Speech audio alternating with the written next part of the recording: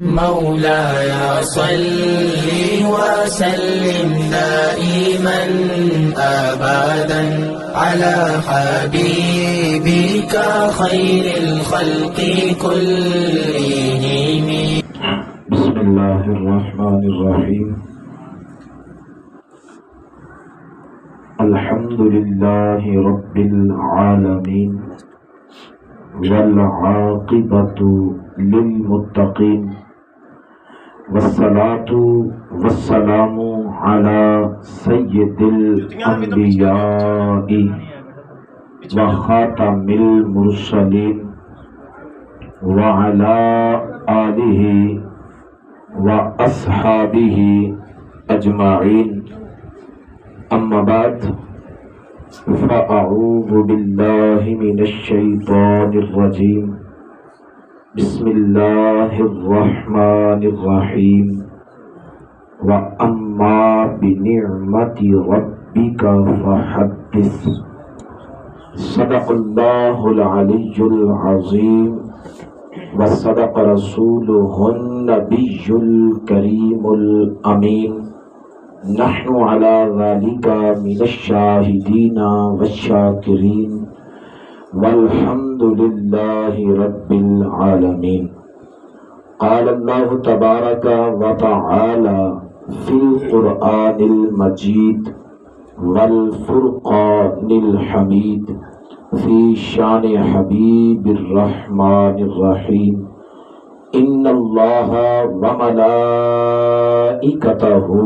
يصلون على النبي يا أيها الذين آمنوا صلوا عليه وسلموا تسليما. الصلاة والسلام عليك يا سيدي يا رسول الله وعلى آلك وأصحابك يا حبيب الله. الصلاة والسلام عليك يا سيدي يا رسول الله وعلى آلك وأصحابك يا رحمة للعالمين.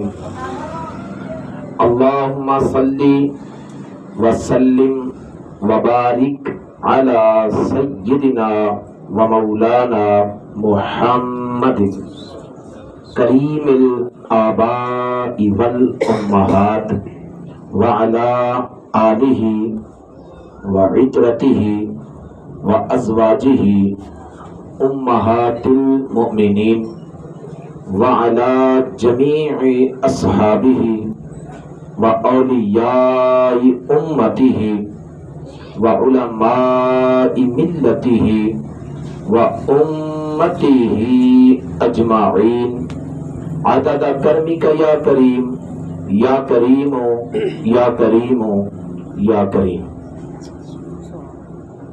سرور کہوں کہ مالک و مولا کہوں تجھے، سرور کہوں کہ مالک و مولا کہوں تجھے، باغ خلیل کا گل زیبا کہوں تجھے. سرور کہوں کہ مالک و مولا کہوں تجھے، باغ خلیل کا گل زیبا کہوں تجھے، لیکن رضا نے ختم سخن اس پہ کر دیا، خالق کا بندہ خلق کا مولا کہوں تجھے. اللہ رب العزت کی حمد و ثنا کے بعد اللہ رب العزت کے بڑے ہی پیارے محبوب خدا، تاجدار بطحا، قبلہ کونین، سرکار دو عالم، نور مجسم، حبیب کبریا، احمد مجتبی، حضرت سیدنا محمد مصطفیٰ صلی اللہ تعالی علیہ وآلہ واصحابہ وبارک وسلم کی پاک اور مقدس بارگاہ بے کس پناہ میں ہدیہ درود و سلام پیش کرنے کے بعد عزت مآب محترم جناب سلسلہ عالیہ چشتیہ سیالویہ کے فیوز و برکات کے حامل و متحمل قبلہ محمد محمود حسین سیالوی صاحب دامت برکاتہم القدسیہ کے آستانہ عالیہ پر محفل میلاد مصطفیٰ صلی اللہ تعالی علیہ وآلہ وسلم میں آج ہم سب کو حاضری کا شرف میسر آیا۔ انتہائی پیارے دوست، مخلص احباب، علماء ذوی احتشام تشریف فرما ہیں۔ اللہ رب العزت ہر ایک عالم کو اس کے علم میں مزید برکتیں عطا فرمائے۔ بات ذہن میں رکھیے گا کہ عمل کی ایک الگ فضیلت ہے، نفس علم کا ایک الگ مقام ہے۔ جس کو اللہ رب العزت نے علم دیا اس کو اللہ رب العزت نے فضیلت کا ایک مقام عطا فرما دیا، پھر اگر اسے عمل کی توفیق بھی میسر آئے تو پھر اللہ رب العزت نے اس کی ظاہری اور باطنی تکمیل فرما دی۔ الحمدللہ آج محفل میلاد مصطفیٰ صلی اللہ علیہ وسلم میں حاضر ہیں، اور ایک سوال جو بالخصوص نوجوانوں کے کانوں میں دلوں میں منڈلاتا ہے، اور جیسے اس امت میں رشد و ہدایت کرنے والے آتے رہتے ہیں، اسی طرح اس امت میں فتنہ پرور لوگ بھی آتے رہتے ہیں، جن میں سے ایک فتنہ جیلمی کا آج کل سر اٹھائے ہوئے ہے، اور وہ نوجوان نسل کو عجیب و غریب طرح کی بے راہ رویوں کا شکار کرتا ہے، اور ان کے دلوں میں ان کے ذہنوں میں یہ ڈالتا ہے کہ صحابہ کرام نے میلاد منایا، صحابہ کرام میلاد مناتے تھے، جو کام رسول اللہ سے ثابت ہو جائے، اونچی آواز میں، تو صحابہ کے کرنے یا نہ کرنے کا سوال تو پھر نہیں رہتا نا۔ تو آج ہم اس مختصر نشست میں اسی بات کو ثابت کرنے میں گفتگو کریں گے کہ میلاد کو محافل کی شکل دے کر رسول اللہ صلی اللہ علیہ وسلم نے بھی منایا ہے۔ میلاد کی محفل کو رسول اللہ صلی اللہ علیہ وسلم نے بھی منعقد کیا ہے، اور یہ بات تو ہمیں قرآن بتاتا ہے کہ میلاد کی محفل اللہ رب العزت نے عالم ارواح میں نبیوں کو جمع کر کے پہلے ان سے میلاد کی محفل کروائی، پھر بزم دنیا میں انہیں نبی بنا کر بھیجا۔ وَإِذْ أَخَذَ اللَّهُ مِيثَاقَ النَّبِيِّينَ، اور وہ محفل میلاد بھی تھی۔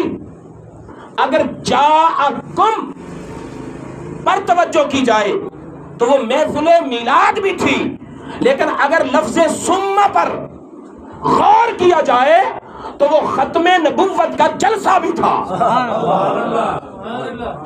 وہ عالمی ارواح میں اللہ رب العزت نے عقیدہ ختم نبوت کا جلسہ بھی کیا اور اس کو میلاد کی شکل بھی دی۔ اور اس کے ساتھ ساتھ جب نبی پاک صلی اللہ علیہ وسلم اس بزم کائنات میں تشریف فرما ہوئے تو میرے رب تعالیٰ نے اپنے محبوب کو حکم دیا، اپنے مطلوب کو حکم دیا، اپنے بندہ خاص کو حکم دیا، وَأَمَّا بِنِعْمَةِ رَبِّكَ فَحَدِّثْ، اے پیارے محبوب، میں نے یعنی تیرے رب نے تجھے لامحدود نعمتوں سے نوازا ہے، تجھے بے شمار نعمتوں سے سرفراز کیا ہے، اور تیرے رب نے جو نعمتیں تجھے دی ہیں تو اپنی زبان نبوت سے ان کا ذکر کر۔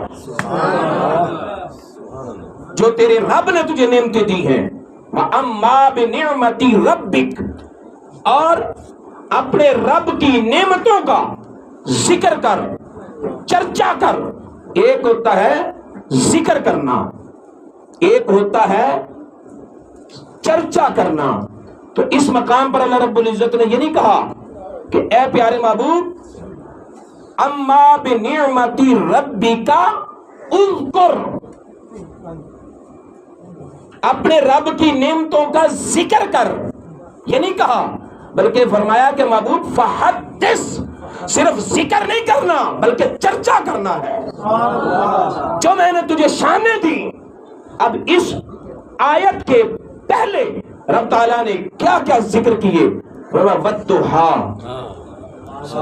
تیرے چہرہ زیبا کی قسم، واللیل اذا سجا، تیری زلف عنبری کی قسم، ما ودعک ربک وما قلا، تیرے رب نے تجھے کبھی اپنے سے جدا نہیں کیا، تیرا رب کبھی تجھ سے ناراض نہیں ہوا، اور ہر آنے والا لمحہ تیری عزتوں کو بڑھانے والا ہے، تیری عظمتوں کو چار چاند لگانے والا ہے۔ اور پیارے محبوب کیا ایسا نہیں ہوا کہ تیرے رب نے تجھے در یکتا پایا، اپنی ذات کے لیے خاص کر لیا، تیرے دل کو اپنی محبت میں وارفتہ پایا تو تجھے عرش اولی کی قربتوں کی طرف راستہ دکھا دیا۔ اے پیارے محبوب تجھے اتنے خزانے دے دیے کہ اب حکم ہے کہ جو بھی منگتا دروازے پہ آئے وہ خالی نہ جائے۔ اے پیارے محبوب ساری دنیا کے دھتکارے ہوئے لوگ تیری گلی سے گزرے تو وہ محبت کی مٹھاس پائیں، یتیم تیری گلیوں میں سکون پائیں، سائل تیری دروازے پہ آ کر اپنی مرادیں پائیں۔ اور یہ سارے احکام ذکر کرنے کے بعد پھر فرمایا کہ محبوب کچھ نعمتوں کی طرف میں نے اشارہ کر دیا ہے نا، ان نعمتوں کا تو چرچا کر، ان نعمتوں کا تو والضحیٰ سے بات شروع کر کے بتایا کہ محبوب صرف میرے احکام ہی نہیں سنانے بلکہ اپنے حسن کا ذکر بھی کرنا ہے۔ اے پیارے محبوب واللیل اذا سجا کہہ کر والضحیٰ واللیل اذا سجا کے معانی اور ان کی تفاسیر کوئی 15 سے زائد ہیں، جن میں سے ایک تفسیر یہ بھی علماء نے بتائی کہ والضحیٰ کا مطلب ہے میرے محبوب کا ظاہر، اور واللیل اذا سجا سے مراد ہے مصطفیٰ کا باطن، والضحیٰ سے مراد میرے نبی کی وہ شانیں ہیں جو انسانوں کی عقلوں میں آتی ہیں، اور واللیل اذا سجا سے مراد میرے مصطفیٰ کی وہ عظمتیں ہیں جو انسانی دماغ میں آ ہی نہیں سکتی۔ تو فرمایا اے پیارے محبوب تیری عظمتوں کے جو روشن پہلو ہیں انہیں بھی بیان کر، تیری عظمتوں کے جو مخفی پہلو ہیں انہیں بھی ذکر کر۔ وَأَمَّا بِنِعْمَةِ رَبِّكَ فَحَدِّثْ، اے پیارے محبوب اپنے رب کی نعمتوں کا چرچا کر، اور رب کی نعمتوں میں سب سے پہلی نعمت تو وجود ہے، وجود۔ مثلا اگر میں دیکھنے والا ہوں تو پہلے میں ہوں پھر دیکھنے والا ہوں، اگر آپ سننے والے ہیں تو پہلے آپ ہیں پھر سننے والے ہیں، تو سب سے پہلی باقی تمام کمالات ایک طرف، سب سے پہلی نعمت ہے وجود یعنی ہونا۔ تو میرے مصطفیٰ کو جب رب نے فرمایا کہ پیارے محبوب اپنے رب کی نعمتوں کا چرچا کر، تو سب سے پہلی نعمت ہے وجود مصطفیٰ، اور باقی ساری نعمتیں ہیں بعد والی۔ تو کیا خیال ہے جو پہلی نعمت ہوگی اس کا نام نہیں لیا جائے گا؟ جو سب سے پہلی نعمت ہوگی تو گویا کہ اس میں حکم دیا کہ اے پیارے محبوب اپنے ہونے کا چرچا کر، پہلے دنیا کو بتاؤ حضرت جابر کی حدیث کی شکل میں کہ اے جابر سب سے پہلے تیرے رب نے تیرے نبی کے نور کو پیدا کیا تھا، سب سے پہلے وجود مصطفیٰ کی نعمت ملی۔ تو رب تعالیٰ نے حکم دیا ہو کہ محبوب جہاں ان کو نماز سکھاؤ، روزہ سکھاؤ، حج سکھاؤ، زکات دینے کے طریقے بتاؤ، میری توحید کے اسرار بتاؤ، میرے رب نے وہاں یہ بھی حکم دیا کہ محبوب اپنی عظمتیں بھی بتاؤ، اپنے وجود کا تذکرہ بھی کرو۔ اپنے ہونے کی برکتیں بھی ظاہر کرو، اور ان لوگوں کے ذہنوں میں، دل و دماغ میں اپنے آنے کا ذکر کرو، تاکہ آپ کی زبان سے آپ کے آنے کا تذکرہ ہو، دنیا کو پتہ چل جائے میلاد منانا مصطفیٰ کی سنت ہے۔ دنیا کو پتہ چل جائے کہ میلاد منانا رسول اللہ صلی اللہ علیہ وسلم کی سنت بھی ہے۔ اور اب میں ایک نبی پاک صلی اللہ علیہ وسلم کی وہ نعت جو رسول اللہ صلی اللہ علیہ وسلم کی بارگاہ میں پڑھی گئی اور پڑھنے والے کون ہیں؟ رسول اللہ صلی اللہ علیہ وسلم کے چچا، رسول اللہ صلی اللہ علیہ وسلم کے چچا۔ بھتیجا چھوٹا ہوتا ہے یا چچا چھوٹا ہوتا ہے؟ بھتیجا چھوٹا ہوتا ہے نا، چچا رشتے میں بڑا ہوتا ہے، اور بھتیجے کی پیدائش، اس کا لڑکپن، اس کی پرورش، اس کی جوانی ساری چچے تائے کی نظروں میں گزرتی ہے۔ تو گویا کہ یہ نعت خواں وہ نعت خواں ہے جس نے رسول اللہ کا بچپن بھی دیکھا ہے، رسول اللہ کی جوانی بھی دیکھی ہے، رسول اللہ صلی اللہ علیہ وسلم کی زندگی کے 40 سال وہ جو اعلان نبوت سے پہلے ہیں ان کا مطالعہ اپنی نگاہوں سے کیا ہے، وہ رسول اللہ کی نعت لکھ رہے ہیں۔ اور کیا کہہ رہے ہیں؟ یا رسول اللہ صلی اللہ علیہ وسلم، میں نے آپ کی ایک نعت لکھی ہے، آپ کی مدح کرنا چاہتا ہوں، اجازت ہے؟ ارباب عقل و دانش اس بات کو جانتے بھی ہیں اور سمجھتے بھی ہیں کہ بات مقتضی حال کے مطابق کی جاتی ہے، بات مقتضی حال کے مطابق کی جاتی ہے۔ مثلا یہاں میلاد کی محفل سجی ہوئی ہے، یہاں کوئی بندہ آئے اور میاں صاحب سے کہے کہ حضور میں ایک گیت سنانا چاہتا ہوں، ایک گانا سنانا چاہتا ہوں، کیا خیال ہے؟ کوئی آ کے کہے گا؟ اور اگر ناچ اور گانے کی بزم سجی ہو اور وہاں جا کر کوئی کہے کہ میں آپ کو ایک نعت سنانا چاہتا ہوں، تو بات بنتی ہے؟ بولیے، نہیں نہ بنتی۔ تو حضرت عباس کا نبی پاک صلی اللہ علیہ وسلم کی بارگاہ میں آنا اور آ کر اجازت طلب کرنا کہ حضور میں آپ کی نعت سنانا چاہتا ہوں، یہ اجازت طلب کرنا بتا رہا ہے کہ وہاں جہاد کے لیے باتیں نہیں ہو رہی تھی، وہاں پر کوئی اور منصوبہ بندیاں نہیں ہو رہی تھی، رسول اللہ اپنے میلاد کی بزم سجا کر بیٹھے تھے۔ حضرت عباس نے کہا یا رسول اللہ مجھے بھی نعت سنانے کی اجازت عطا فرما۔ حضرت عباس کو صحابہ میں مانتے ہو یا نہیں؟ اور جس بزم میں یہ عرض کر رہے ہیں کہ حضور میں نے نعت سنانی ہے، تو کیا خیال ہے ایک رسول اللہ ہوں گے اور ایک حضرت عباس ہوں گے، دو بندوں پر ہی محفل ہو رہی ہوگی، آخر کوئی تو اور بھی بیٹھا ہوگا جو سننے والے ہیں۔ تو یہ سوال کرنے والوں کہ صحابہ نے میلاد منایا یا نہیں منایا، اپنے دل کی تختیوں پر لکھ لو کہ رسول اللہ کی موجودگی اور صدارت میں صحابہ اکرام محفل میلاد کا انعقاد کرتے رہے ہیں۔ اب سنیے، اجازت مانگی، یا رسول اللہ صلی اللہ تعالی علیہ وسلم آپ کی مدح کرنا چاہتا ہوں۔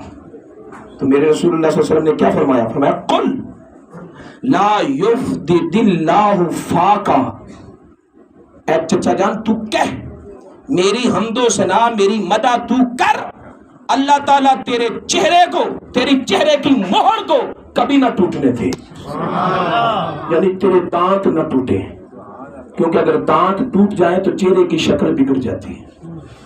کیا خیال ہے؟ دانتوں کے ٹوٹنے سے چہرے کا حلیہ بگڑتا ہے۔ تو رسول اللہ صلی اللہ علیہ وسلم نے دعا کیا دی کہ چچا جان میری تعریف کرو، اور میں یہ دعا دے کے لوگوں کو بتا رہا ہوں قیامت تک آنے والوں کو کہ جو بندہ یہ چاہتا ہو کہ موت آنے تک میرا چہرہ نہ بگڑے، وہ میری مدح و ثنا کیا کرے۔ اور دنیا نے دیکھا کہ رسول اللہ صلی اللہ علیہ وسلم کی ساتھ پر انگلیاں اٹھانے والوں کے تو چہرے بگڑے. یہ علماء کے لیے میں عرض کر رہا ہوں کہ جن کو صندوقوں میں بند کر کے لایا گیا اور کہا کہ میڈیکل وجوہات کی بنا پر چہرہ دیکھنے کی اجازت نہیں، اور ادھر میرے فیصل آباد کے مولانا سردار احمد نے کہا جب میں مر جاؤں تو کائنات والوں کو میرا چہرہ بتانا اور دکھانا تاکہ انہیں پتا چلے کہ مصطفیٰ کی عزتوں کے رکھوالوں کا چہرہ اس طرح ہوتا ہے. ادھر کہا جا رہا ہے کہ میرا چہرہ نہ دکھانا، میڈیکل رپورٹ کی وجہ سے چہرہ دکھانے کی اجازت نہیں، اور ادھر اعلان ہو رہا ہے کہ میرا چہرہ اپنوں کو بھی دکھانا بیگانوں کو بھی دکھانا تاکہ انہیں پتا چل جائے سب کو، ماننے والوں کو نہ ماننے والوں کو، کہ جو رسول اللہ کی عزتوں کے رکھوالے ہوتے ہیں ان کے چہرے نہیں بدلتے، ان کے چہروں پر میڈیکل رپورٹیں نہیں بنتی. اور جن دنوں میں جامعہ قادریہ رضویہ فیصل آباد سے فارغ ہوا تھا، دل میں ایک بات آئی کہ جس مادر علمی سے میں نے علمی رزق پایا ہے اس کی کچھ نہ کچھ حق ادائیگی ہونی چاہیے. سوچنے کے بعد دل نے یہ فیصلہ کیا کہ میں اپنے جامعہ کے بانیوں کا تذکرہ محفوظ کروں گا. اس خیال پر میں نے ایک کتاب لکھی، الصبغۃ الخضرویہ فی تذکرۃ بانیان جامعہ قادریہ رضویہ. چونکہ اس مدرسے کی بنیاد کا آغاز محدث اعظم رحمۃ اللہ علیہ سے ہوتا، اس لیے پہلے میں نے محدث اعظم رحمۃ اللہ علیہ کے حالات قلم بند کرنے شروع کیے، اور ان کے حالات کو تلاش کرنے کے لیے بزرگ لوگوں سے میں نے ملاقات کی جو عمر میں بڑے تھے، جن کے متعلق مجھے یہ گمان تھا کہ انہوں نے محدث اعظم رحمۃ اللہ علیہ کو دیکھا ہوگا. ان میں فیصل آباد کی مشہور دکان ہے رفیق واچ، کچہری بازار میں. ان کے ایک بزرگ تھے، اس وقت بہت بوڑھے تھے، اب پتہ نہیں حیات ہیں یا اللہ کو پیارے ہو گئے. ان سے میری ملاقات ہوئی. میں نے کہا کہ بزرگوں، تم یہاں شہر فیصل آباد کے دل میں رہتے ہو تو تم نے تو محدث اعظم رحمۃ اللہ علیہ کو دیکھا ہوگا. آنکھوں سے آنسو آ گئے. کہتے دیکھا تو ہے لیکن صحبت نہیں میسر ہو سکی. میں نے کہا دیکھا کیسے؟ کہتے میں اصل میں گجرانوالہ سے آ رہا تھا، گجرانوالہ سے.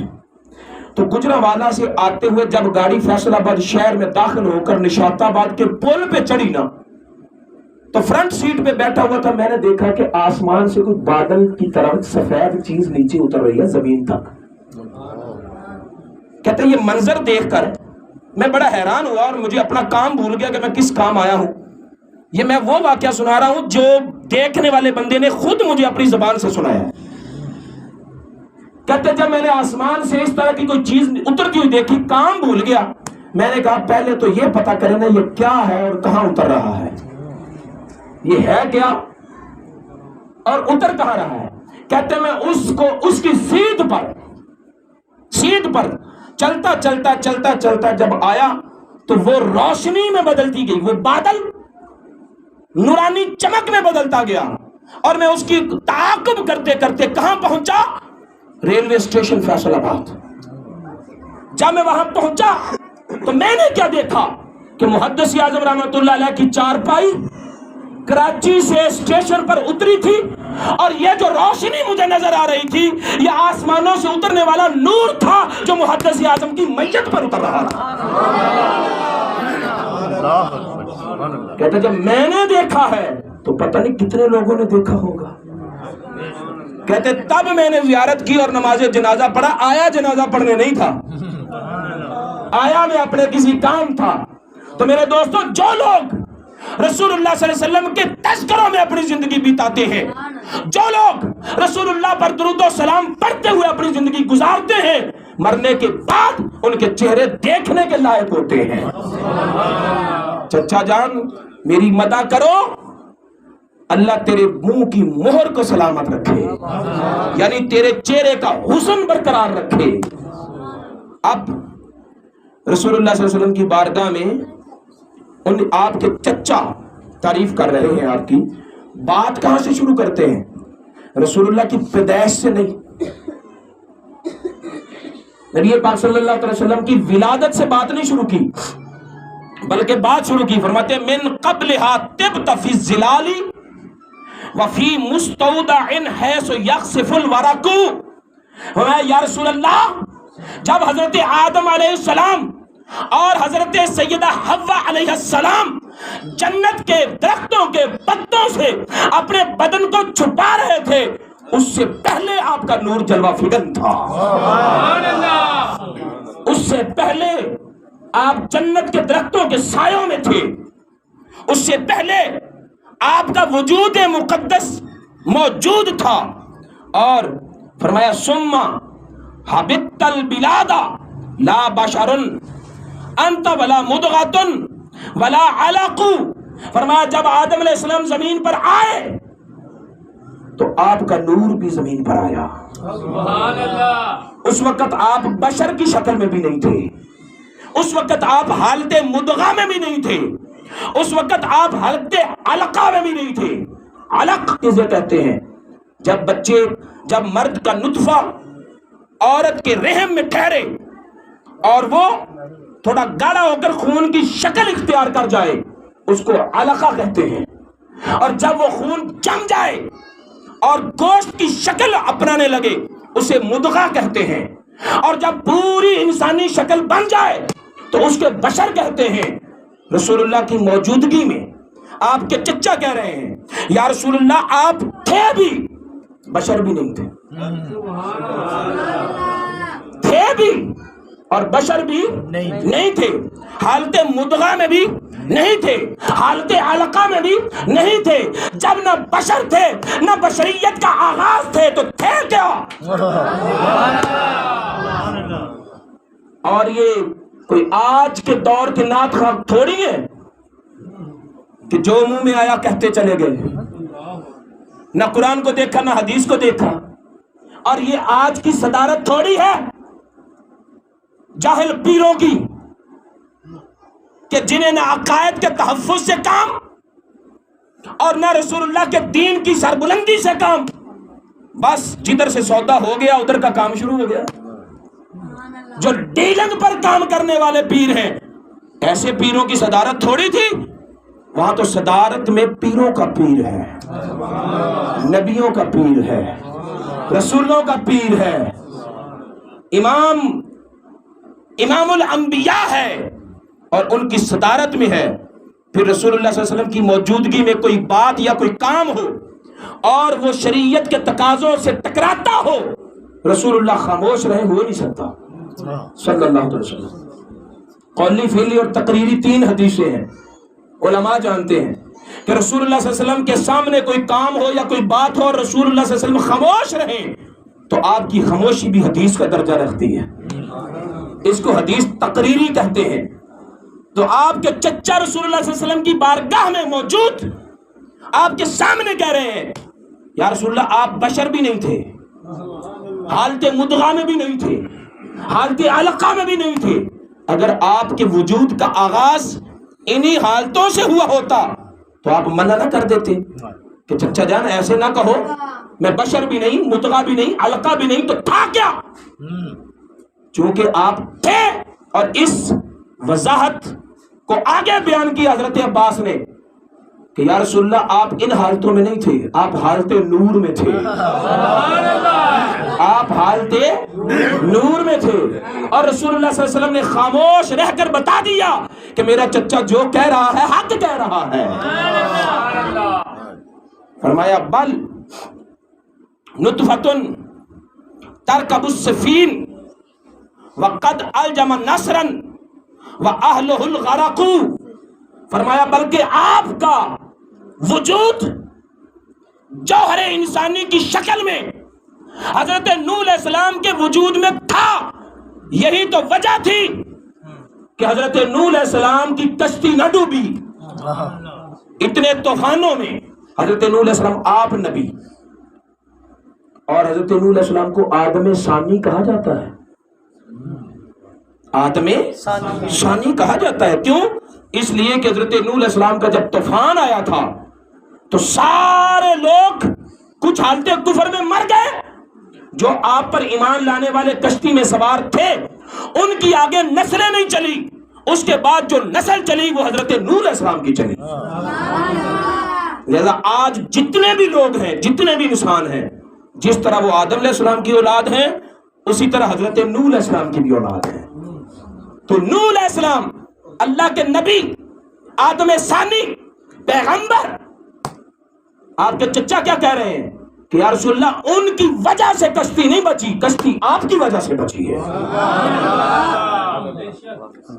اگر لوگ ڈوبنے سے بچے ہیں تو آپ کی وجہ سے بچے ہیں. اگر آپ وہاں تھے نہیں، آپ کی برکت انہیں حاصل نہ تھی، تو پھر رسول اللہ صلی اللہ علیہ وسلم کو کہنا چاہیے تھا نا کہ چچا جان اتنا مبالغہ نہ کرو. میرے نبی پاک صلی اللہ علیہ وسلم تبسم فرماتے رہے اور تصدیق کرتے رہے کہ چچا جان تو جو کہہ رہا ہے حق کہہ رہا ہے، جو تو کہہ رہا ہے وہ حق کہہ رہا ہے. فرمایا تنقل من صلب الى رحم اذا مضى عالم بدا توقع. فرمایا آپ ایک صلب سے دوسرے رحم میں اور رحم سے دوسرے صلب میں منتقل ہوتے رہے. جب ایک زمانہ ختم ہو جاتا تو آپ کا نیا زمانہ شروع ہو جاتا. آپ کا نیا زمانہ یعنی آپ کی عظمتوں کا سورج کبھی غروب نہیں ہوا بلکہ نئے نئے زاویوں سے اپنے حسن کی تبانیاں دکھاتا رہا. اور یہ بتا رہے ہیں حضرت عباس رضی اللہ تعالیٰ عنہ کہ یا رسول اللہ ولادت سے پہلے کا زمانہ بھی آپ کا ہی زمانہ ہے، لہذا وفات کے بعد کا زمانہ بھی آپ کا ہی زمانہ ہے. فتحتا احتوا بینک المہیمن من خندف علیا تحتہ النطل. فرمایا بلکہ اس کے بعد پھر کیا ہوا؟ فرماتے سارے زمانے بتاتے بتاتے یہ فخر اور یہ شرف اور یہ عزت قبیلہ قریش کو حاصل ہو گئی کہ آپ کا نور منتقل ہوتے ہوتے قریش کے ایک فرد میں آ گیا. یہ عزتیں ہمیں میسر آ گئی. آگے دیکھیے سارے قصیدے کا شعر.